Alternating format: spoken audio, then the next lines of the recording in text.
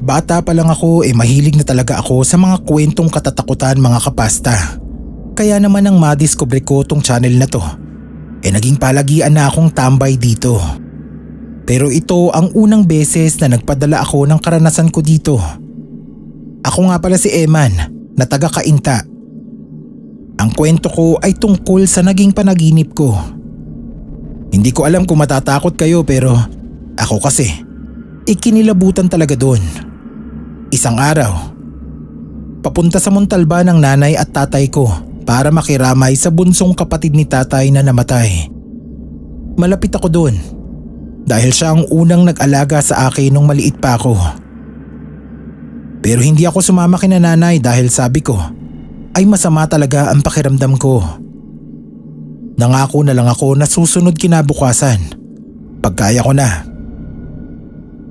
Wala namang nagawa si nanay. Pero ang totoo ay sasama lang ako sa barkada para gumimik. Kaya pagkaalis nila nanay ay sinabayan ko na din ang alis. Pasado 12:00 na nang makauwi ako sa bahay. Hindi nga ako magkandatuto sa pagbubukas ng pinto dahil sa kalasingan ko. Nang makapasok ay humilata na agad ako sa kama at agad ng katulog. Hindi ko alam kung anong oras na yon nang maalimpungatan ako. Basta sa tansya ko, hindi pa ako katagalang nakakatulog noon. Nagising ako dahil may nasipa akong kung ano sa paanan ko. Kaya nag-angat ako ng ulo at nanlaki ang mga mata ko nang makita ko si Tita Aurora, yung tiyahin kong namatay, na nakaupo sa paanan ko at galit na nakatingin sa akin. Sisigaw sana ako kasi natakot talaga ako dahil alam kong patay na siya. Pero nandoon at nakaupo siya sa paanan ko. Pero walang lumabas na boses sa bibig ko. Bumalikwas ako ng bangon pero natuklasan kong hindi pala ako makagalaw. Napatingin ako kay tita at lalong nanlilisik yung mga mata niya sa akin. Wala siyang sinasabi pero galit na galit yung mukha niya. Hindi ko alam kung anong gagawin ko noon kaya napapikit na lang ako at naisipan kong magdasal. Pagmulat ko ng mata ay wala na si tita at nagising na din ako dahil panaginip lang pala yun. Nauhaw ako dahil doon kaya lumabas ako para kumuha ng tubig nang may biglang kumatok sa pinto. Natigilan ako at napatingin sa wall clock na nasa dingding. Kinilabutan ako. Inisip ko kung sino kaya ang pwedeng kumatok sa amin ng ganoong oras. Imposible namang bumalik sila nanay. Binuksan ko yung pinto at napasigaw ako sa gulat nang mapagbuksan ko ang kumakatok. Si Tita Aurora. Galit na galit ang mukha niya. Takot na naibalibag ko pasara ang pinto at nagtatakbo ako sa loob ng kwarto ko at nagtalokbong. Matagal ako sa ganoong ayos. Nakikiramdam. Nang matiyak kong hindi naman sumunod doon si Tita Aurora, ay dahan-dahan kong inilabas sa kumot ang mukha ko at tumingin sa paligid. Doon ako nagising. Takantaka ako. Panaginip pa din pala yun. Ang alam ko ay totoo na akong gising at tumayo para kumuha ng tubig. Pero hindi ko talaga maintindihan kung bakit naging panaginip uli yun. Napatingin ako sa oras sa alarm clock na nasa side table. 3:20 ang nakalagay doon. Sa tansya ko ay mga ganoon nga ang interval nung time mula nang kumatok ang multo ni tita sa pinto ng eksaktong 3 a.m. Sinalat-salat ko ang mukha ko at braso. Kinurot na din para masiguro kong gising na nga ako talaga. Tapos ay kinakabahang tumayo ako para kumuha ng tubig dahil hinihingal ako sa panaginip ko na yon. Pero bago ako makarating sa kusina ay napatingin ako sa wall clock at pinanindigan ako ng balahibo nang makita akong nakaturo yon sa eksaktong 3:00. Nagsimulang mangatog ang katawan ko nang may madinig akong katok sa pinto. Hindi ako tuminag. Napaatras ako nang makita kong gumagalaw ang doorknob. Pagkatapos ay bigla itong bumukas at lumitaw si Tita Aurora na mas naging mabalasik ang anyo. Walang puknat ang pagsigaw ko hanggang sa magising na lang ako sa malakas na tapik ni nanay katabi si tatay na pormalang tingin sa akin. Totoo na talaga akong gising noon at totoong sila nanay at tatay na ang kaharap ko na napilitang umuwi dahil sa pag-aakalang totoong may sakit ako. Nung ikwento ko sa kanila ang nangyari ay sermon pa ang inabot ko kay tatay dahil daw sa panluloko ko at pagtangging dumalaw kay Tita Aurora ay siya na ang dumalaw sa akin.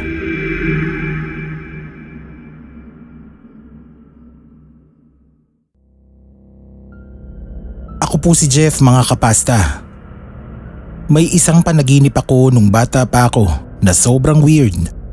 Siguro nasa 13 years old pa lang ako noon. At mula noon hanggang ngayon, tumatak at hindi na nawala sa isip ko yun. At sa tuwing maaalala ko, nakakaramdam ako ng kilabot at matinding lungkot. Halos kagagawa pa lang ng tulay noon dito sa barangay namin. Naglalaro kami ng mga kaibigan ko nang biglang kumulimlim. Nadismaya kami kasi akala namin talaga uulan. Pero hindi naman. Basta madilim lang at makapalang ulap. Maya-maya ay may nakita akong lumiwanag sa isang parte ng ulap. Tapos ay unti-unting may lumitaw na rainbow. Napakalaki at napakaganda. Pero nagulat ako nang sa mababang dulo ng rainbow ay may biglang lumawit na parang baging na hagdan na puno ng mga dahon at bulaklak sa magkabilang gilid. Ang ganda. Parang hagdan ng mga diwata sa Encantasia, yung tipong ganon. Tapos ay pumorma yung hagdang baging ng paarko. Kagaya ng sa rainbow at paakyat sa mga ulap. Nanlaki yung mga mata namin ng mga kalaro ko sa sobrang pagkamangha. Maya-maya ay nagdatingan ang madaming tao dun sa tulay. Mga kapitbahay at kakilala ko ang ilan sa kanila. Naglalakad sila papunta doon sa hagdan at nagsimulang umakyat isa-isa. Para silang umaakyat sa langit dahil sa pinakataas ay pumapasok sila sa ulap at nawawala na. Naingganyong sumunod sa mga tao ang mga kalaro ko. Naiwan ako mag-isa sa ilalim ng puno habang pinapanood ang nangyayari. Naguguluhan ako at hindi ko alam kung paano at bakit nangyari yun. Patuloy ang pagdagsa ng mga tao doon hanggang magulat na lang ako nang makita ko sa gitna ng karamihan ang papa ko, si ate, buhat yung baby niya, yung dalawang kuya ko.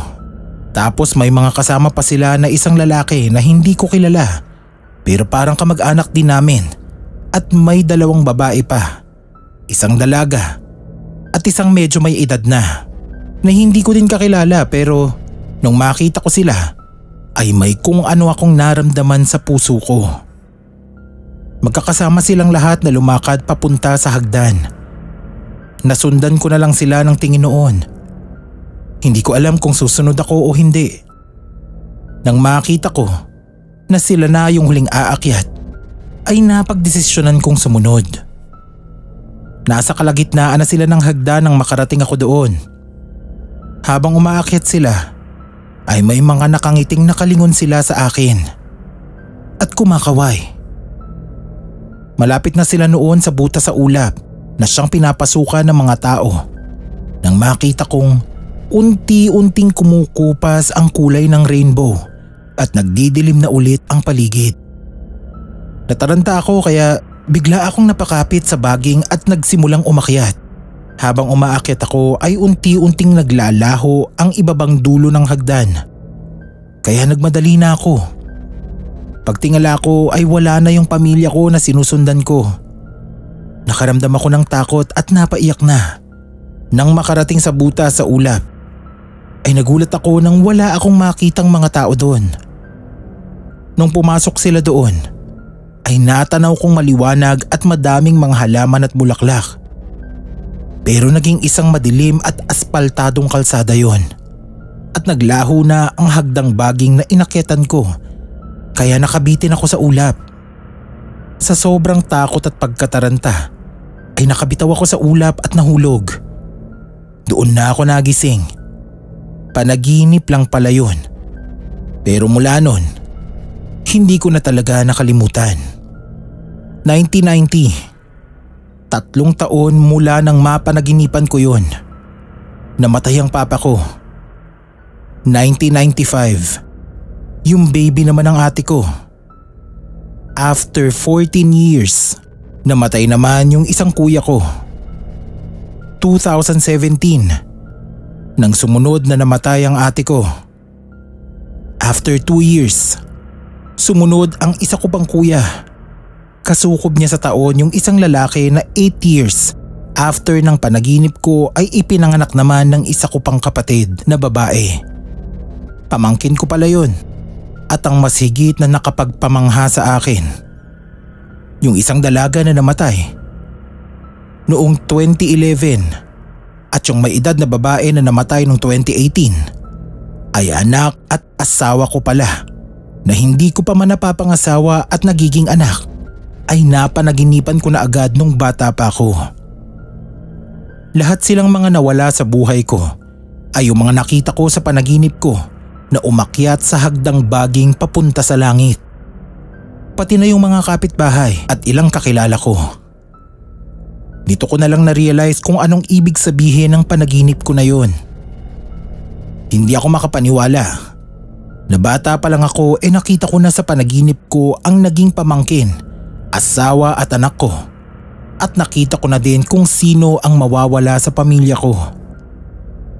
Pero kahit nasagot na ang tanong ko na yun nung bata pa ako, hanggang ngayon, sa tuwing maaalala ko ay kinikilabutan pa din ako.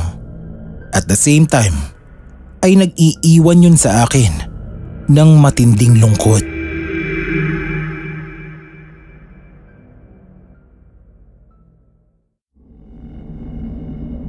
Kumusta po kayo mga kapasta? Ako nga pala si Jeric.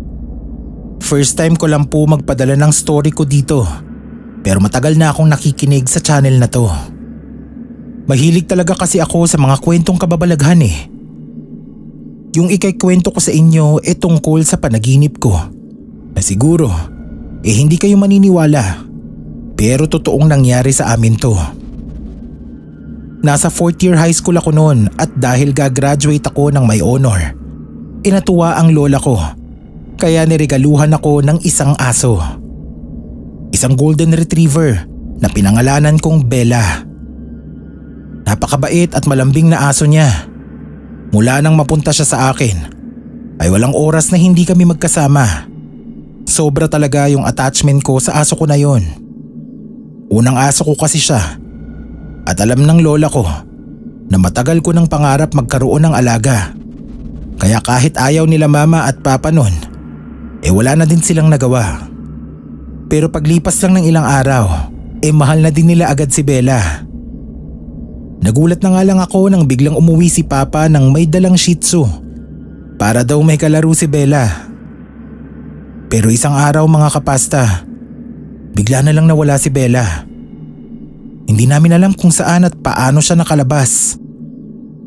Lagi namang sarado ang gate namin. Sa likod bahay namin ay may bakuran kung saan may maliit na lumang simbahan ng mga intsik.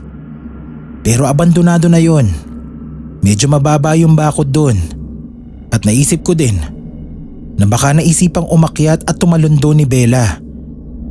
Kaya hinanap namin siya doon pero hindi kami pinapasok ni Mang Lucio na may-ari ng lupa.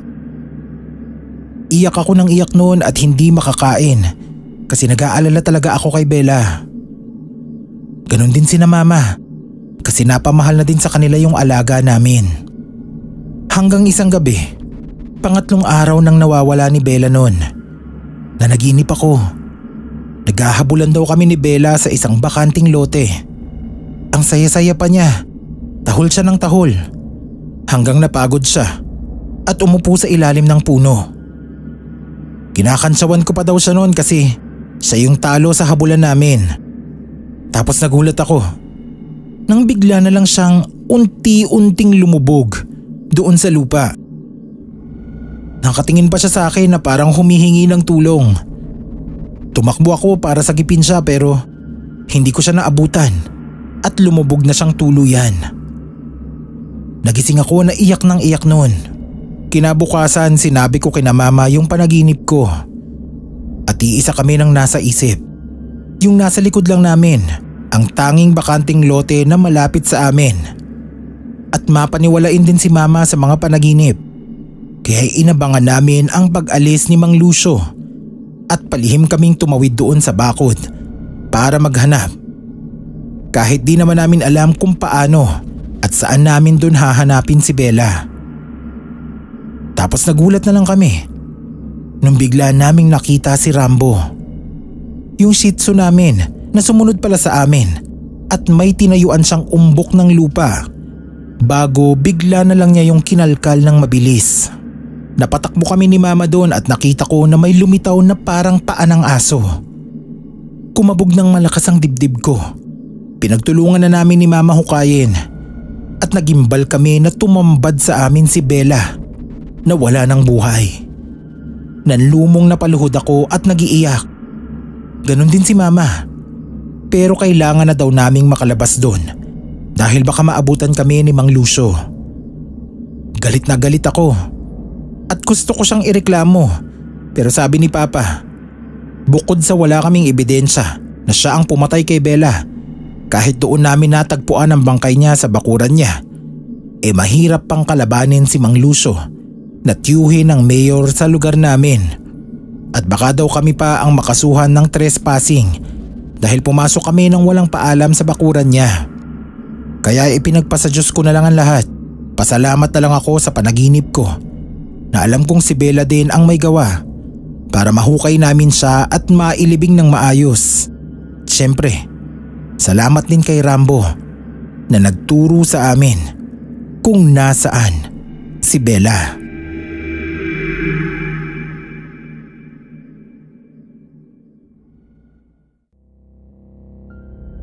Magandang araw mga kapasta. Kumusta po kayo? Ako po si Voltaire na taga La Union. May ibabahagi po akong kwento sa inyo tungkol sa isang panaginip ko. Nangyari po ito may 5 taon na ang nakakaraan. Kapapasa ko lang halos noon sa board. Pero nakapasok agad ako sa isang planta sa Bataan bilang isang engineer. Dahil malayo sa lugar namin ang pinapasukan ko, kaya nangupahan ako sa isang maliit na kwarto malapit sa site at tuwing weekend na lang umuuwi sa amin. May girlfriend ako, si Cecil.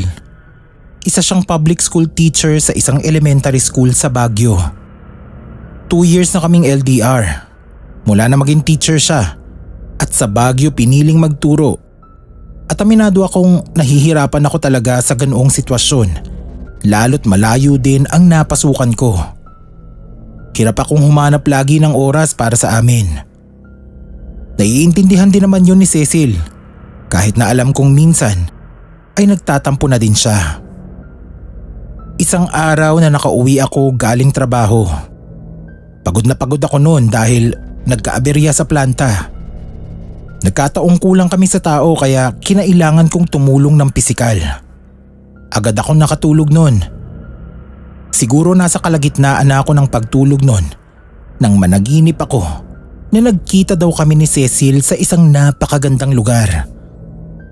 Isa yung malawak na burol na puno ng mga naggagandahang bulaklak. Tanaw ang mga kabundukan.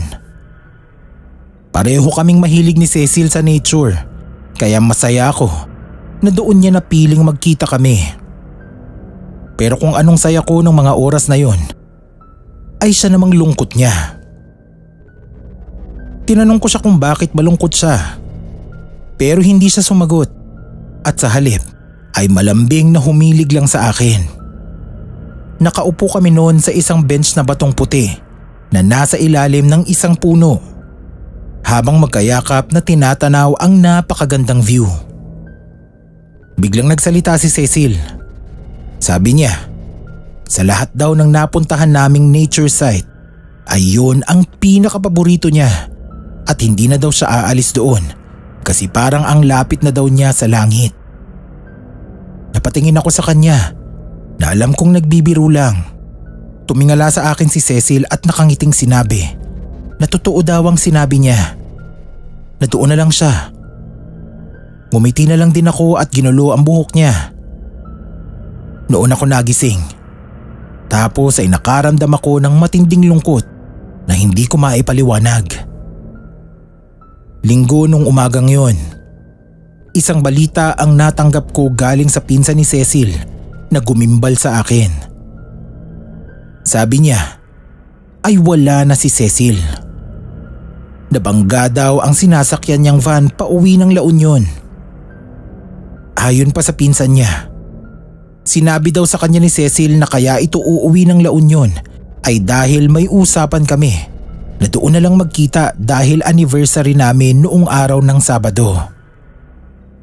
Napahawak ako sa ulo ko at parang puputok ang sentido ko sa sobrang pagkabigla at pagka-guilty. Tinupad ni Cecil ang pangako niya na magkita kami sa gitna habang ako naman ay nakalimot dahil sa sobrang tutok ko sa trabaho. Agad ako nag-leave noon at pinuntahan ko siya. Noong araw na inihatid namin siya ay namangha ako sa lugar na paglilibingan sa kanya. Iyon na ata ang pinakamagandang sementeryo na nakita ko. Pero nanindig ang balahibo ko at hindi ko ma-explain yung kilabot na naramdaman ko. Dahil yun din mismo yung lugar sa panaginip ko kung saan masaya pa kaming nakaupo ni Cecil sa batong puti habang tinatanaw ang ganda ng paligid.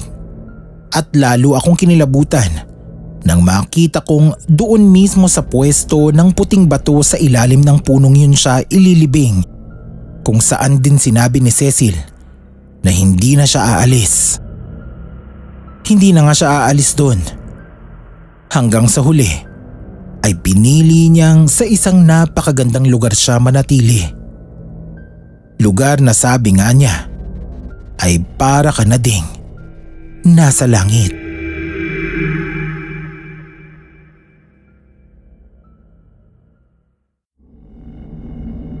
Mga kapasta, naniniwala po ba kayo na kapag napanaginipan nyo yung isang kaanak nyo na namatay, ibig sabihin ay may sinusundo siya na isa sa mga naiwan niya? Ganyan po ang naging karanasan ko. Ako po si Dennis. Tanghaling tapat yun. Lunch break namin sa construction site na pinapasukan ko. Pagkakain, umidlip ako sa isang sulok.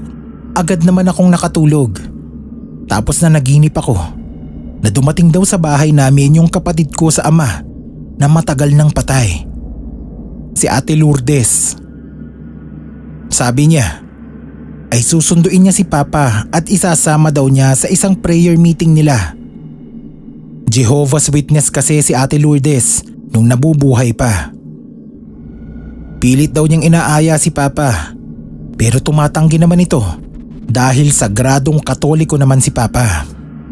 Pero napilitan ding sumama ito sa kanya.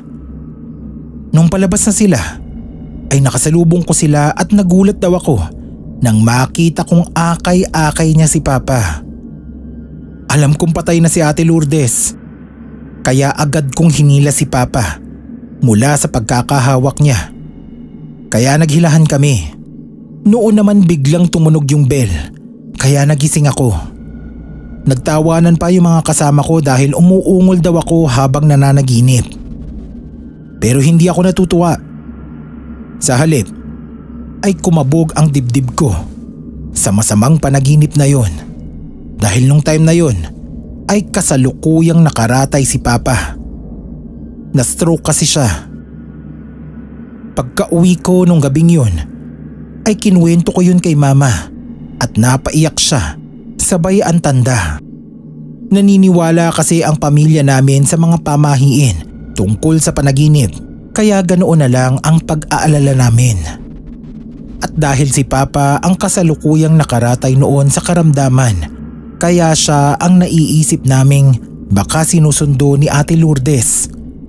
Lalo't nung nabubuhay pa siya ay nagkaroon kami ng tampuhan dahil lagi na lang daw kaming pangalawang pamilya ang inuuna ni Papa. Kaya naisip ko na baka binabawi na niya si Papa sa amin. Pero 3 araw matapos ang panaginip kong yun ay nagulantang kami sa balitang namatay sa isang aksidente si Kuya Edwin na totoong kapatid ni Ate Lourdes. Naaalala ko yung panaginip ko. Nagpapasalamat ako na hindi nagkatotoo yun at naisip ko na hindi talaga totoo at kabaligtaran lahat ng nangyayari sa panaginip. Isang araw bago ang libing ni Kuya Edwin ay bumiyahe ako papuntang Palawan kung saan siya nakaburol para makiramay. Hindi nakasama si Mama dahil siya ang nag-aalaga kay Papa. Huling lamay. Ako yata yung huling nakatulog nun at nanaginip ako ulit habang nakasubsob sa mesa. Yung panaginip ko ay karugtong nung eksena na pilit isinasama ni Ate Lourdes si Papa at naghihilahan kami. Sa sumunod na eksena na yun ay dumating daw si Kuya at namagitan sa pagtatalo namin ni Ate Lourdes. Nang malaman daw niya ang dahilan ay pinagalitan daw niya si Ate Lourdes at sinabihan na wag nang pilitin si Papa dahil hindi pa nakatakdang sumama ito. Siya na lang daw muna ang sasama dahil gusto niyang makinig ng mga aral ni Jehovah. Kaya si Kuya Edwin na ang inakay ni Ate Lourdes at bago sila nakalayo ay ibinili nila pareho na alagaan ko daw ang tatay namin. Noon ako biglang nagising at nakaramdam ako ng kakaibang lamig kaya kinilabutan ako. Napatayo ako sabay tunghay sa kabaong ni Kuya na nakita kong maaliwalas naman ang mukha. Umuwi ako ng Maynila matapos ang libing. Himalang nakarecover naman si Papa at hanggang ngayon ay kasama pa din namin siya.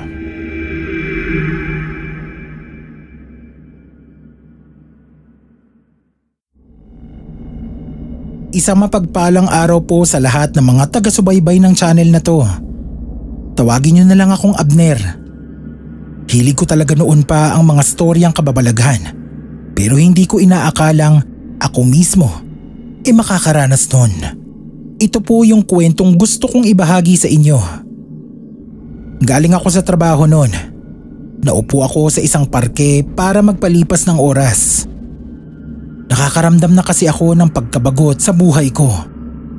Nasa malalim akong pag-iisip nang may isang matandang babaeng lumapit sa akin at may binibentang gayuma. Natawa ako dahil normal naman ang itsura niya. Wala namang something nakakaiba pero nagbebenta ng gayuma daw. Sino namang may matinong isip ang maniniwala at bibili? Tinanggihan ko yung matanda pero mukhang nagugutom na kaya binigyan ko na lang ng pambili ng pagkain. Ipinilit niya yung botelya na may lamang asul na likido. Makakatulong daw yun sa akin para mahalin din ako ng babaeng matagal ko nang minamahal. Napaunat ako ng upo at napatingin sa matanda. Paano kaya niya nalaman yun? Naalala ko si Noemi, ang babaeng nag-iisang minahal ko. Matagal ko nang nililigawan pero paulit-ulit lang akong binabasted. Pero matagal ko na din siyang sinukuan dahil hindi ko talaga maramdaman na magkakapag-asa ako lalo't may boyfriend na siya.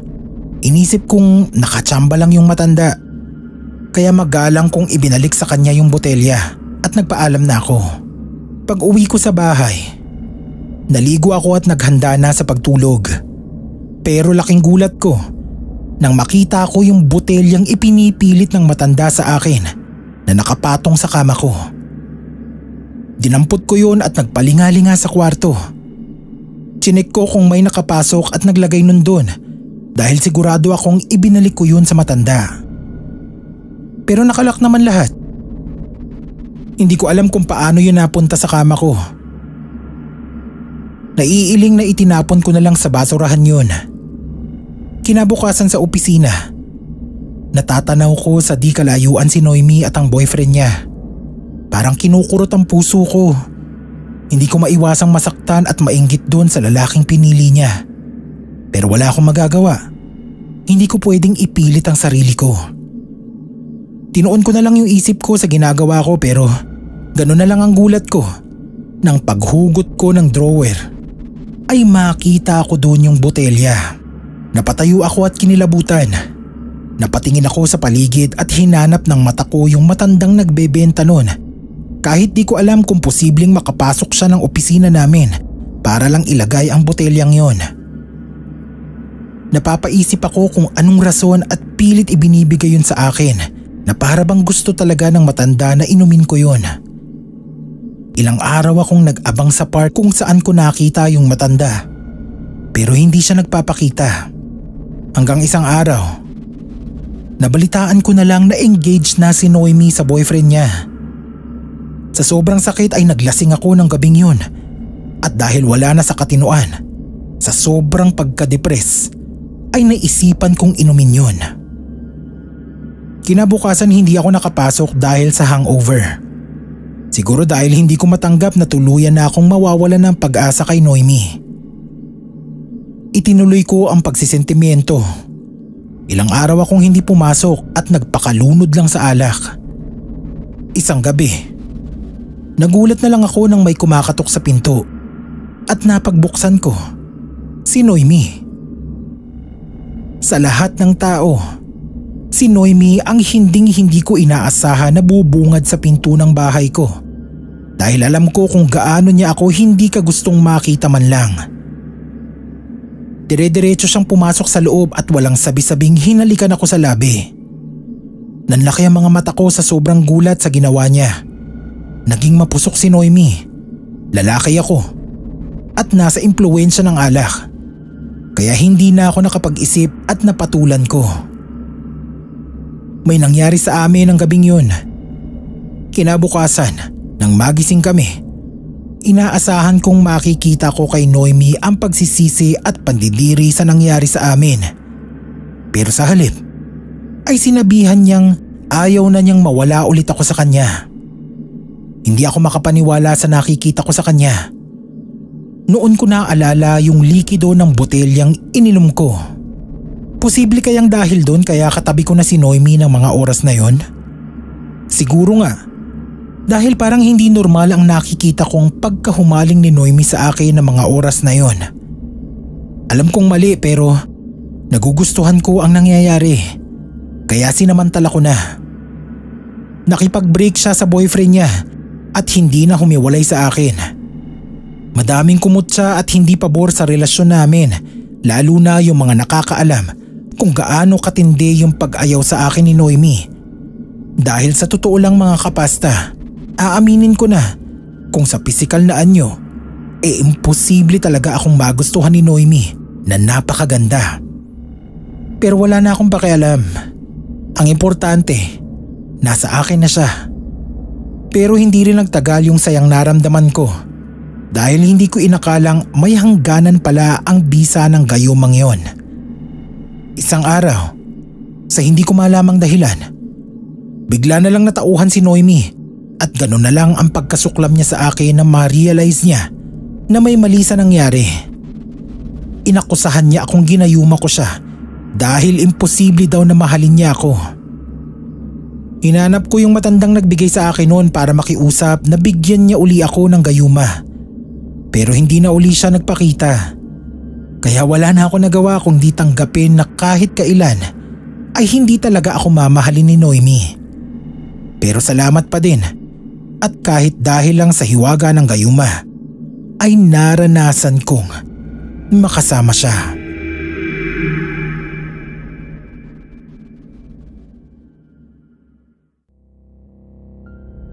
Ako si Theo. Magandang araw mga kapasta.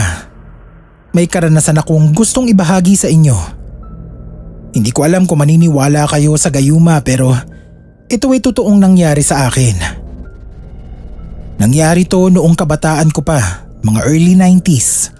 Nasa college ako noon. May isa akong kaklase na laging tampulan ng usap-usapan sa school. si Rita. Bukod kasi sa kakaibang aura nito sa pananamit, weird na mga kilos, ay hindi din kaaya-aya ang mukha niya. Malalaki ang itim na mata at may kalakihan din ang ilong.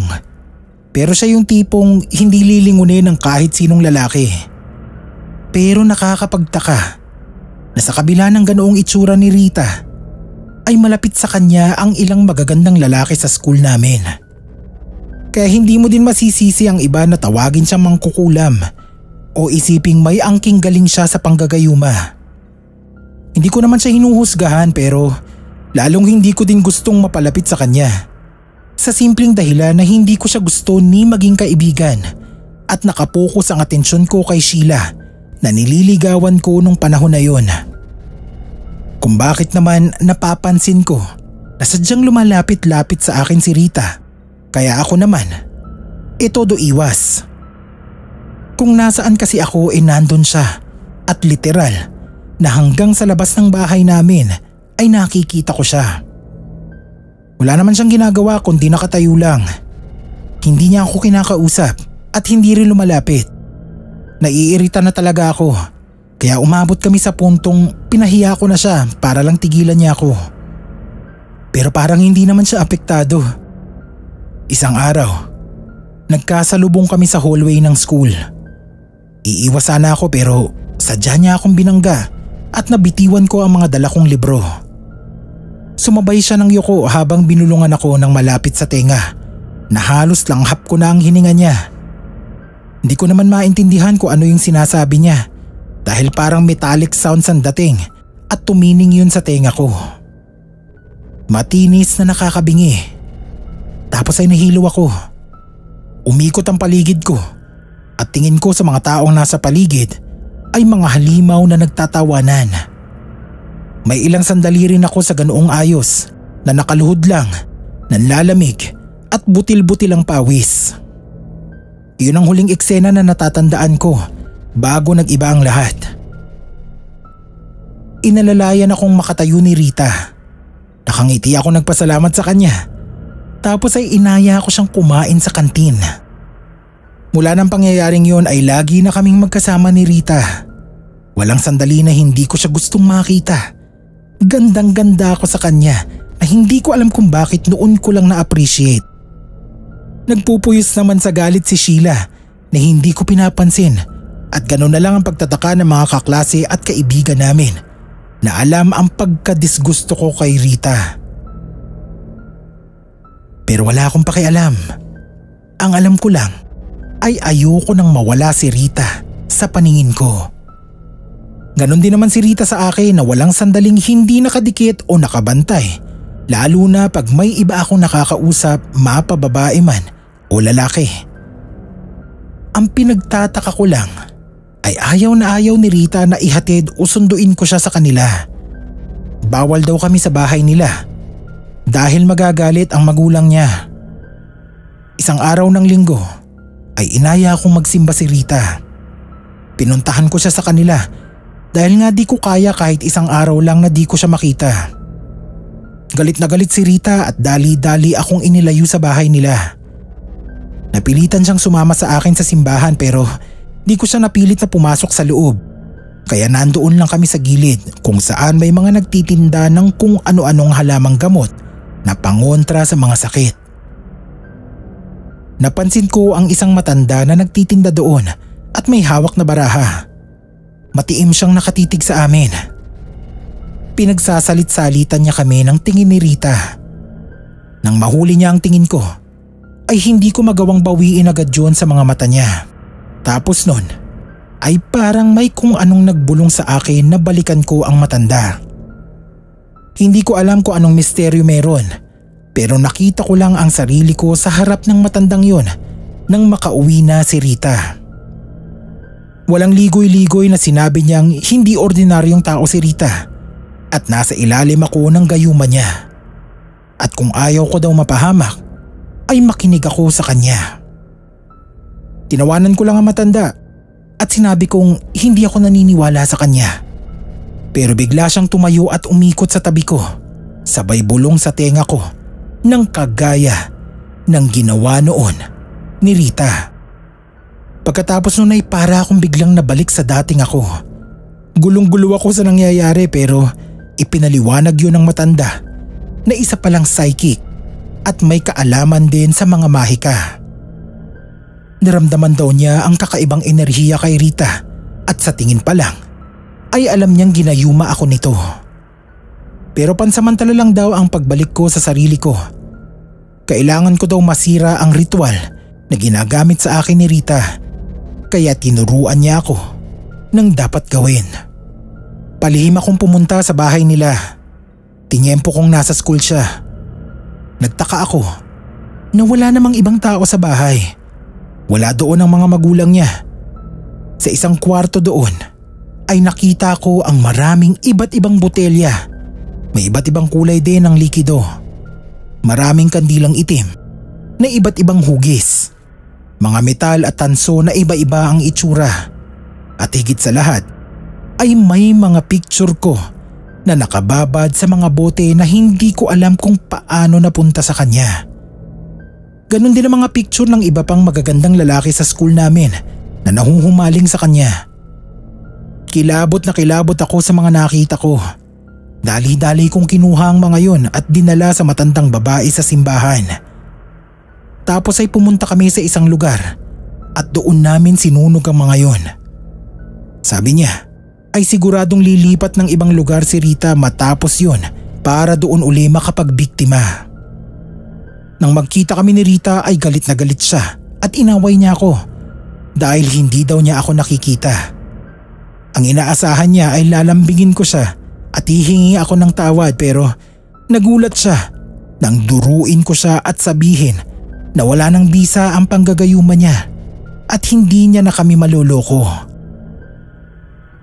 Gulat at galit ang rumihistro sa mukha ni Rita at dali-daling umalis. Mula noon ay hindi na siya nagpakita pa sa campus.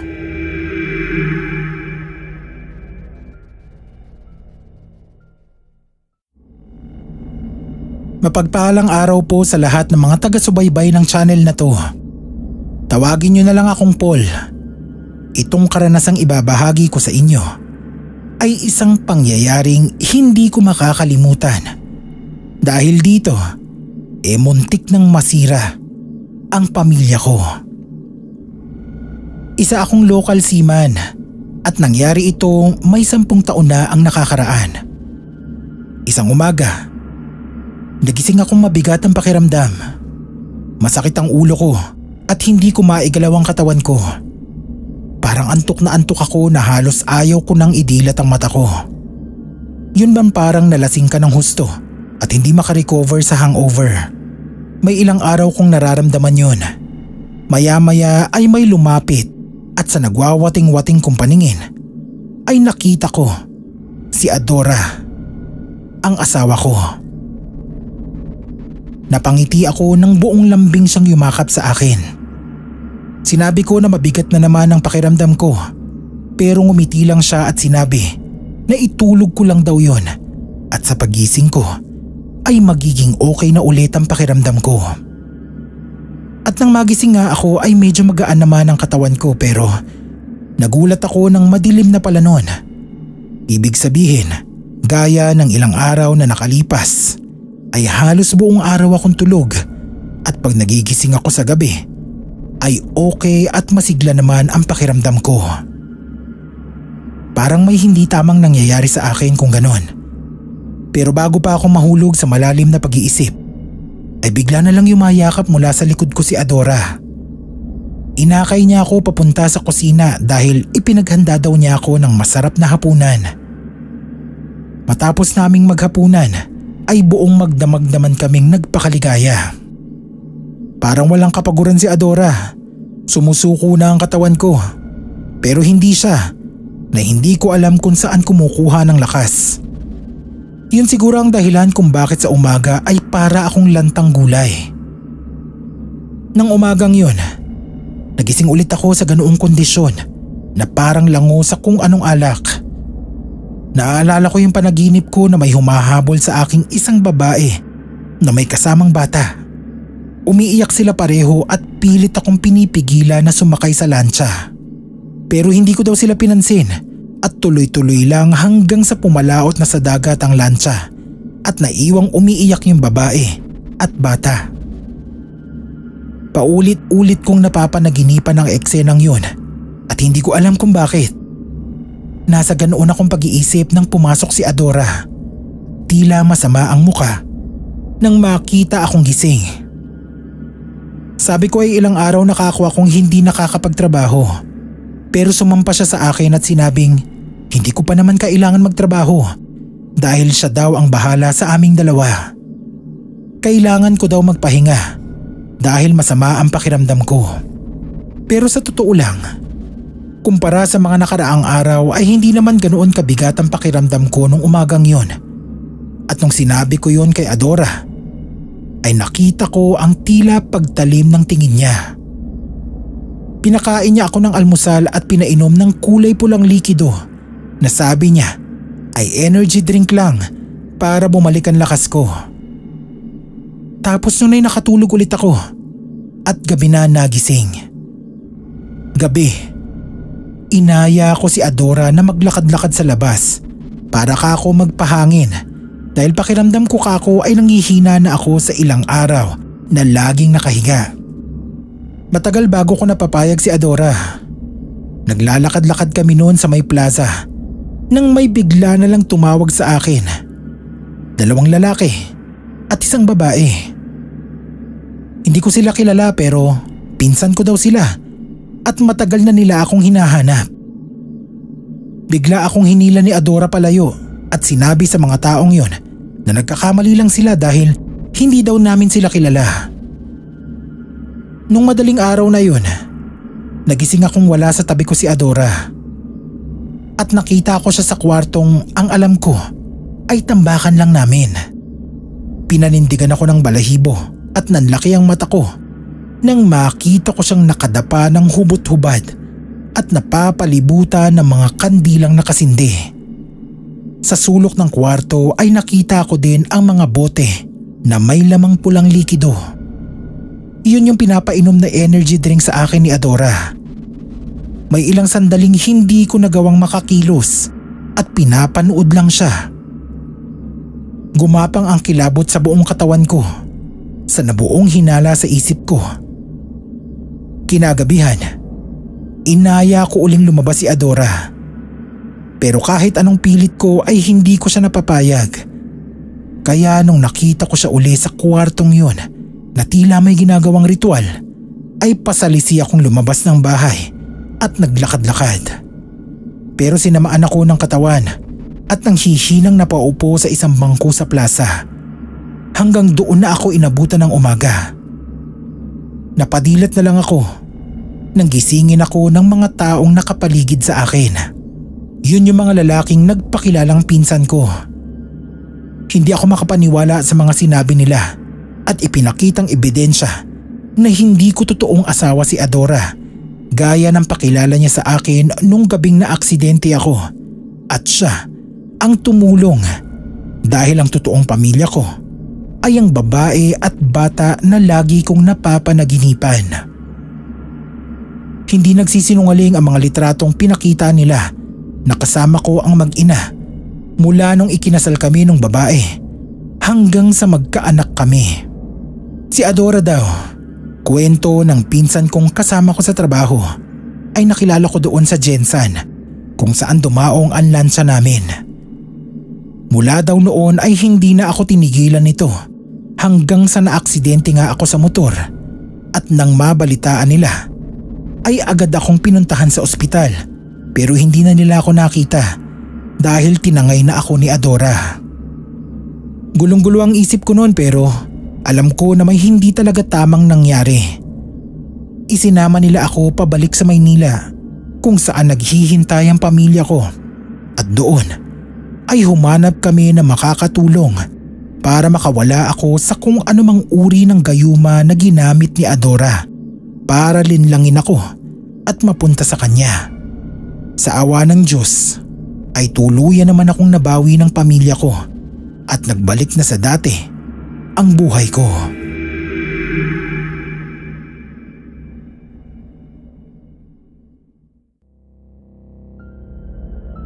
Kumusta po? Ako po si Alfred na taga Manila. Sa kakapakinig ko ng mga horror stories ay naengganyo akong ipadala din ang sarili kong karanasan para ma-share sa inyo, mga kapasta. Taong 1990, nang matira ako sa mga tiyahin ko sa Zambales. Doon ko nakilala si Karina na isang nurse. Maganda, maputi at makinis. Walang lalaki ang hindi magkakagusto sa taglay niyang ganda. Niligawan ko siya at pinalad namang magustuhan niya sa dami ng kasabayan kong nangliligaw. Kabilang na ang isang Aita na masasabi kong pinakapursigido sa lahat. Si Romulo. Mas una siyang nanligaw kay Karina kaysa sa akin pero ilang ulit man itong busted din, mas lalo pa itong nagiging pursigido. Nung kinailangan ko nang bumalik ng Maynila ay kinausap ko siya ng lalaki sa lalaki para tigilan na si Karina dahil hindi na siya komportable sa ginagawa nito. Pero marahas ang naging sagot ni Romulo at nagbanta na gagawin niya ang lahat. Mapunta lang sa kanya si Karina. Sobra ang takot nun ni Karina kaya nangako ako na pagbalik ko ay aayusin na namin ang kasal namin. Tutal ay nasa edad na kaming pareho at wala namang problema sa parehong partido namin. Pero ilang linggo lang ang nakalipas. Pagbalik ko ng Zambales ay nagbago na ang lahat. Nalaman ko na lang na sumama na si Karina kay Romulo. Hindi ako makapaniwala dahil nakita ko kung gaano kasuklam si Karina dito.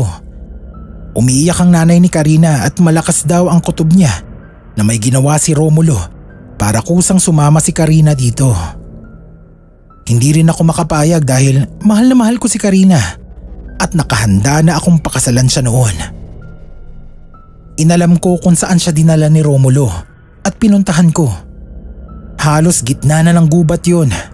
Sadyang inilayo niya si Karina at nagulat ako sa nakita ko. Payat, madumi at maputla si Karina at parang hari kung pagsilbihan si Romulo. Halatang nasa ilalim siya ng kung anong gayuma na ginamit sa kanya ng lalaking yun. Dahil kahit anong tulak sa kanya ni Romulo ay para siyang hibang na habol ng habol at pilit yumayakap dito. Nakuyom ko ang kamao ko sa eksenang yun. Kung nasa katinuan si Karina ay alam kong napaka-imposibleng gawin niya yun. Narinig ko na paalis si Romulo kaya naghintay ako sa pinagtataguan ko. At nanlaki ang mata ko nang makita ko na bago ito umalis ay may pinainom ito kay Karina na nasa maliliit na botelya. Tapos ay itinali na parang hayop si Karina sa papag na nasa loob ng kubo. Nanginig ang laman ko sa matinding galit. Nang matiyak ko na malayo na siya ay agad kong nilapitan si Karina. Nakita ko ang pagkislap ng mata niya nang makita ako na agad ding napalitan ng galit. Nanlilisik ang mata niya at nagpupumiglas nang tangkain ko siyang pakawalan sa pagkakatali. Pilit niya akong pinapaalis. Sa pagpupumiglas niya ay naitulak niya ako at natumba ako sa lupa. At noon ko nakita sa ilalim ng papag ang isang kahon ng napakadaming maliliit na botelyang may lamang parang pinatuyong kahoy o ugat at may kasamang tila buntot ng maliit na hayop. Yun yung nakita kong ipinainom niya kay Karina. Nanlaki ang ulo ko sa kilabot at bumaliktad ang sikmura ko. Naawa ako sa itsura ni Karina na puro galos at pasa. Tanda na pinagmamalupitan siya ni Romulo. Kaya sa kabila ng pagpupumiglas niya ay inubos ko ang lakas ko at inialis ko siya sa lugar na yon.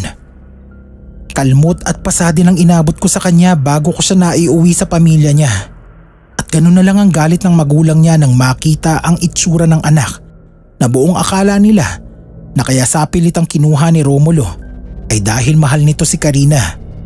Pero pagmamalupitan lang pala. Agad nagsampa ng reklamo ang pamilya ni Karina at ipinakulong ang aitang si Romulo. Sa kabila ng galit ni Karina na noon ay nasa ilalim pa ng gayuma. Itinapon ko ang lahat ng nakita kong botelya ng gayuma. Matagal-tagal din bago nawala ang bisa nito kay Karina. Kinailangan pa namin siyang ilayo sa lugar na yon para lang mabantayan at hindi makapunta kay Romulo. Nang sa wakas ay lumipas na ang bisa dahil hindi na siya nakakainom. Ganun na lang ang pagkasuklam niya kay Romulo. Nandidiri siya at hindi niya matanggap ang nangyari sa kanya. Kaya hindi ko din siya napapayag na ituloy ang kasal namin. Kahit sinabi ko sa kanyang tanggap ko naman ang lahat. Ang huling balita ako sa kanya, nag-abroad daw. Habang ako naman, masaya na din sa pamilya ko.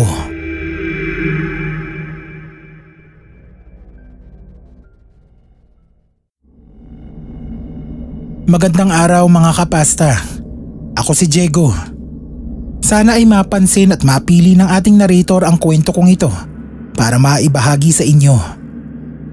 Ito ay nangyari sa kapatid ko at nasaksihan ko mismo. Pareho kaming welder sa iisang kumpanya at magkasama kaming nadestino ng kapatid kong si Chris sa Cagayan de Oro. Dahil pare-parehong lalaki at malayo sa mga pamilya, ay marami sa aming magkakasama ang di nakaiwas sa tukso at nagkalat sa paligid. Aminado akong kabilang ako doon pero hindi ang kapatid kong si Chris na sobrang loyal sa asawa niyang si Claire. Kahit anong pambubuyo ng mga kasamahan ko sa kanya ay todo iwas ito. Kagaya na lang nung isang beses na inimbita namin yung mga babae sa apartment na inuupahan namin. Nung una ay kainuman namin si Chris pero nang nagdatingan na mga babae ay bigla siyang umayaw at umakyat na sa taas. Kasama kasi sa mga babaeng yon si Ria na malaki ang pagkakagusto sa kapatid ko. Anak siya ng may-ari ng karaoke bar na pinapasuka ng mga babaeng ginawa namin. Halatang hindi nagustuhan ni Ria ang pag-iwas na yon ng kapatid ko. Nakita ko ang pagdidilim ng mukha niya. Nung gabing yun, nalasing kaming lahat. Doon na sa sala nagkanya-kanyang higaan kasama ang mga babaeng bisita namin. Bandang 3:00 ng madaling araw, naalimpungatan ako. Naiihi ako kaya pumunta ako sa CR pero pagdaan ko sa hagdan, may nakita akong nakaitim na babae na umaakyat. Agad kong tinapos ang pag-ihi at umakyat sa taas. Dahan-dahan akong sumilip sa nakabukas na pinto at nagulat ako sa nakita. Si Ria pala yun na ang pagkakaalam ko ay nagpupuyo sa galit na umalis nang muling iwasan ni Chris. Bakit kaya bumalik? At ano kaya akong ginagawa doon? Pagsilip ko uli, ay nakita ko na nakaupo siya sa tabi ni Chris na tulog na tulog. Lumapit siya sa tenga nito na tila may ibinubulong at nanlaki ang mata ko nang may parang usok na itim akong nakita na lumabas sa bibig niya at pumasok sa tenga ng kapatid ko. Bigla akong pumasok doon at tinanong ko kung anong ginagawa niya kay Chris. Nagulat si Ria nang makita ako pero itinanggi niyang may ginagawa siya. Gusto lang daw niya sanang kausapin si Chris. Matalim ang matang lumabas na siya ng kwarto. Sinundan ko siya pero nagulat ako nang bigla na lang siyang mawala. Kinabukasan, nakita ko na lang na lumabas ng kwarto si Chris na parang tulala. Nagkakape na ako noon kasama yung girlfriend ko. Tinawag ko siya at inalok na magkape pero parang walang narinig na dire-diretso lang itong lumabas. Napasunod ako at nakita ko naghihintay sa kanya si Ria sa labas at magkasama silang sumakay ng jeep. Takang-taka ko kung paanong nangyari na yung sobrang iwas ng kapatid ko sa babaeng yon sa isang iglap ay bigla na lang siyang sasama dito. Naalala ko yung naabutan ko si Ria na parang may binubulong kay Chris. Naisip ko agad na baka may gayuma siya kay Chris. Baka ginayuma, kaya bigla na lang itong sumama sa kanya. Maging ang mga kasama ko ay nagtataka dahil kahit anong pambubuyo nila kay Chris ay nagagalit pa ito at nagkakapikunan pa nga sila.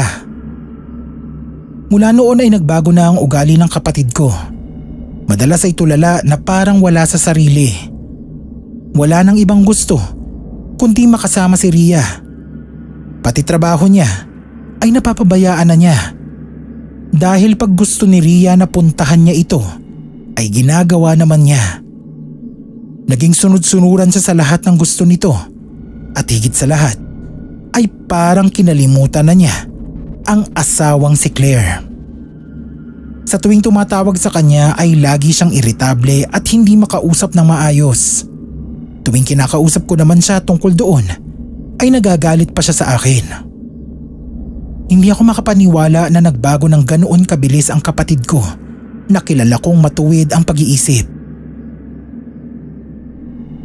Kumbinsido ako na may kung anong ginawa talaga sa kanya ang babaeng yon. Nang matapos ang trabaho namin doon at nakahanda na kaming umuwi ng Maynila, ay biglang nawala sa tinutuluyan naming apartment si Chris. Nalaman na lang namin na sumama na ito ng tuluyan kay Ria. Pinuntahan ko siya doon at kinumpronta ko si Ria tungkol sa hinala ko. Pero nagulat na lang ako nang lapitan niya ang tulalang kapatid ko at tila may ibinulong dito. Tapos ay bigla na lang itong nagalit sa akin. Pinalayas niya ako sa bahay na yon. Nanlilisik ang mga mata na parang hindi ako nakikilala. Habang si Ria ng mga oras na yon ay ngingisi-ngisi lang sa tabi. Wala akong nagawa. Hindi ko na isama pa uwi si Chris ng Maynila. Sigurado ako na ginayuma siya ni Ria. Pinwersa para mapunta sa kanya. Makalipas ang ilang taong walang komunikasyon, isang araw, nagulat na lang kami nang biglang nagpakita si Chris. Ang laki ng ipinayat nito. Nawala ang kagandahang lalaki at natuyot. Sabi niya, namatay sa isang aksidente si Ria at nang mawala daw ito ay parang nabalik siya sa dating pag-iisip. Inamin daw ng nanay ni Ria na humingi ito ng tulong sa isang kamag-anak nilang manggagamot para magayuma si Chris, pero otomatikong nawalan ito ng bisa nang mamatay si Ria.